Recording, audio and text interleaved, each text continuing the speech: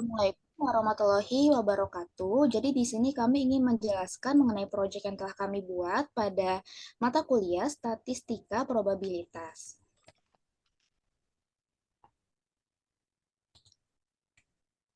Berikut adalah anggota kelompok kami. Yang pertama ada Yolanda Ana, yang kedua ada saya sendiri Esther Veronica, yang ketiga ada Putri Rahmadina, yang keempat ada Tasya Amalia, yang kelima ada Tesalonika, dan yang terakhir ada Naufal Sultan. Sebelum masuk ke studi kasus, kita harus mengerti terlebih dahulu apa itu definisi dari pendugaan rata-rata. Jadi pendugaan rata-rata dalam statistika adalah proses untuk menaksir nilai rata-rata populasi berdasarkan sampel acak yang diambil dari populasi tersebut.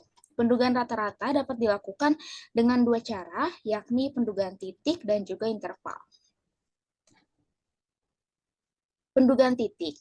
Pendugaan titik adalah pendugaan nilai populasi berdasarkan satu nilai dari sampel. Contohnya, jika rata-rata sampel adalah Rp100.000, maka nilai rata-rata populasi juga akan diduga sebesar Rp100.000.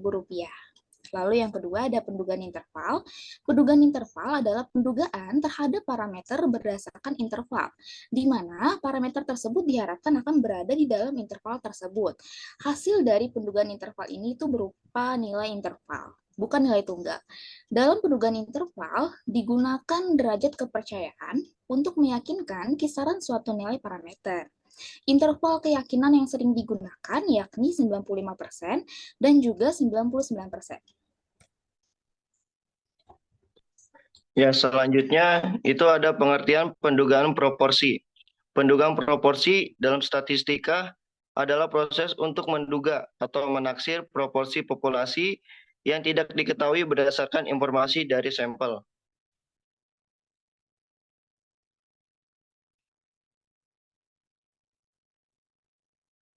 Beberapa hal penting terkait pendugaan proporsi. Yang pertama, proporsi populasi dilambangkan dengan huruf P, sedangkan proporsi sukses dalam sampel acak dilambangkan dengan P sama dengan X per N. Yang kedua, proporsi gagal dalam sampel acak dilambangkan dengan 1 minus. Yang ketiga, pendugaan proporsi biasanya menggunakan sampel besar, sehingga lebih lazim menggunakan distribusi Z. Yang keempat, interval kepercayaan adalah salah satu parameter untuk mengukur seberapa akurat proporsi sebuah sampel mewakili populasi sesungguhnya. Yang kelima, interval kepercayaan terdiri dari 3 komponen, yaitu nilai statistik, tingkat kepercayaan, dan derajat penyimpangan. Yang terakhir, pendugaan parameter secara umum terdiri dari 2 jenis, yaitu pendugaan titik atau pendugaan nilai populasi berdasarkan satu nilai dari sampel, dan pendugaan selang atau interval yang digunakan untuk menduga nilai suatu parameter populasi. Ada kasus dari pendugaan rata-rata. Seorang peneliti mendata berat badan di desa Y. Diketahui bahwa berat badan penduduk tersebut berdistribusi normal dengan simpangan baku 10 kg. Dia mengambil sampel acak sebanyak 40 penduduk dan mengetahui bahwa rata-rata berat badan mereka adalah 52 kg. Lanjut, penyelesaiannya. Dari kasus tersebut diketahui rata-rata berat badan penduduk di desa Y 52 kg dengan simpangan baku 10 kg dan dengan jumlah sampel 40 dan memakai selang kepercayaan 99%. Langsung penyelesaiannya. Di sini menggunakan rumus X bar dikurang Z alpha per 2 dikali simpangan baku per akar N lebih kecil dari mu X lebih kecil X bar ditambah Z alpha per 2 dikali simpangan baku per akar N. Di sini Z alpha per 2-nya belum diketahui nilainya. Jadi kita cari dulu. Di sini alfanya, cara mencari alfa itu 1 dikurang selang kepercayaan. Di sini selang kepercayaan yang kita pakai 99%. Jadi, nilai alfanya 1 dikurang 99% sama dengan 1%. 1% ini sama dengan 2,575. Gimana sih caranya? mendapati 2,575 ini nanti akan kita bahas di slide berikutnya. Sekarang kita lanjut ke penyelesaian kasus ini. Karena Z alfa per 2-nya udah diketahui, jadi kita langsung isi aja. X bar-nya ada 52, Z alfa per 2-nya kita dapat 2,575, simpangan bakunya 10, N-nya 40, jadi 10 per akar 40, lebih kecil dari mu X, lebih kecil dari 52, plus 2,575 kali 10 per akar 40. Yang membedakan kanan sama kiri itu cuma di simbolnya aja. Yang di kiri itu minus, yang di kanan itu tambah. Lanjut yang bawahnya, jadi 52 dikurang 4,071, yang di kanannya ada 52 plus 4,071. Hasil di kirinya 47,929, hasil di kanannya ada 56,071. Jadi, selang kepercayaan 99% untuk rata-rata penduduk di desa Y adalah 47,929 lebih kecil dari mu X, lebih kecil dari 56,071. Next.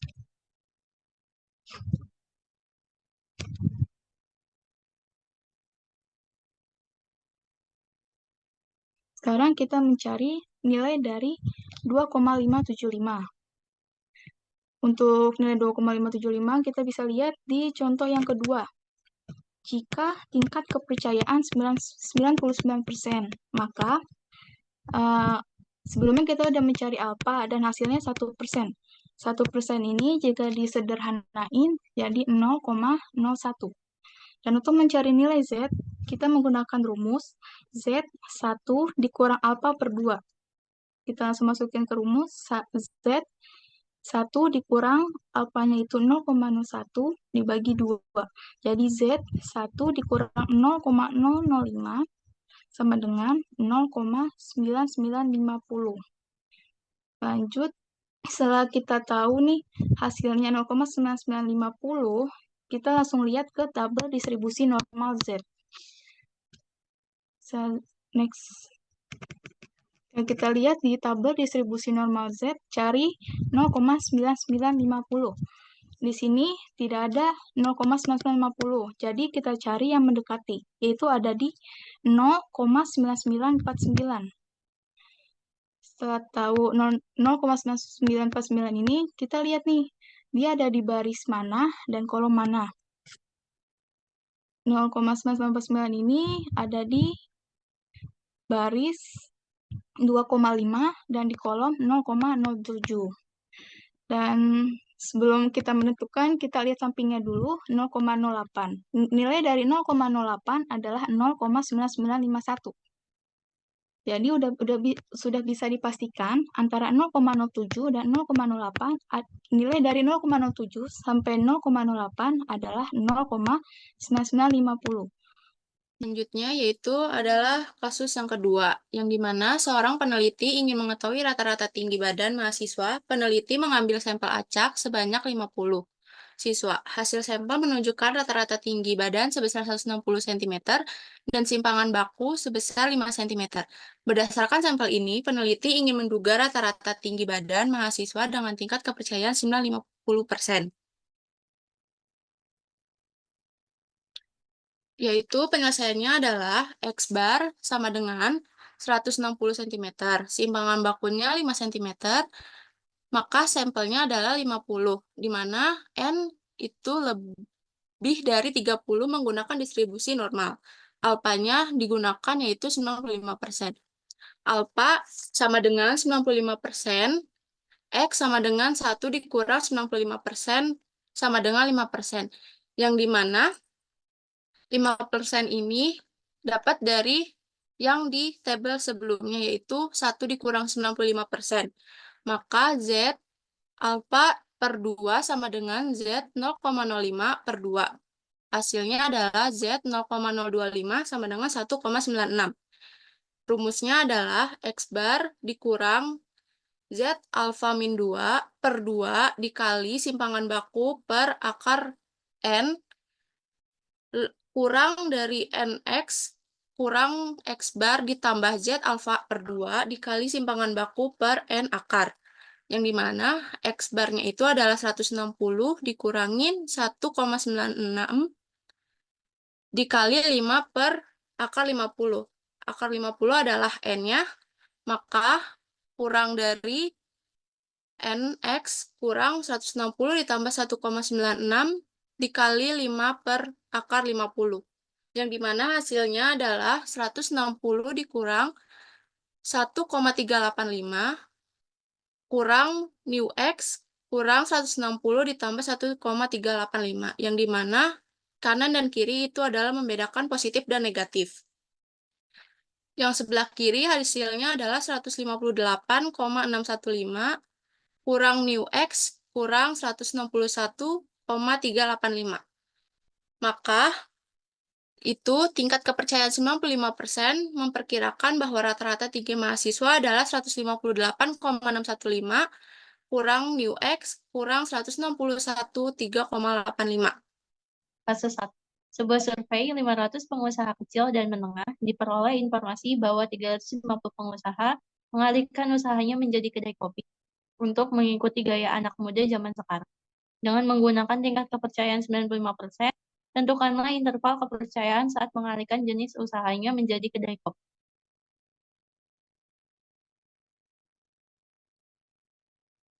Penyelesaian kasus 1. Proporsi sampel sama dengan 350 dibagi 500 sama dengan 0,7 atau 70%. Interval kepercayaannya sama dengan proporsi ditambah dalam kurung Z alfa per 2 akar P dalam kurung 1 dikurang proporsi dibagi N menjadi confidence level 95%. Atau juga alfa sama dengan 1 dikurang 95% sama dengan 5%. Z alfa per 2 sama dengan Z 0,05 dibagi 2 sama dengan Z 0,025 atau sama dengan 1,96. Diperoleh dari total distribusi normal. Proporsi plus dalam kurung Z alfa per 2 akar P dalam kurung 1 dikurang P dibagi N menjadi batas atas sama dengan 0,7 ditambah dalam kurung 1,96 akar 0,7 dalam kurung 1 dikurang 0,7 dibagi 500 sama dengan 0,7 ditambah 0,00098 yang hasilnya 0,70098.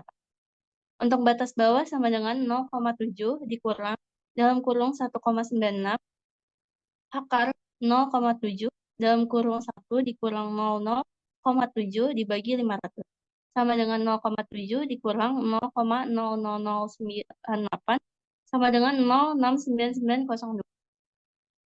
Dengan tingkat kepercayaan 95%, maka pengusaha kecil dan menengah yang mengalihkan usahanya ke kedai kopi berkisar proporsi kurang atau lebih kecil 69,90%, lebih kecil 70,1%.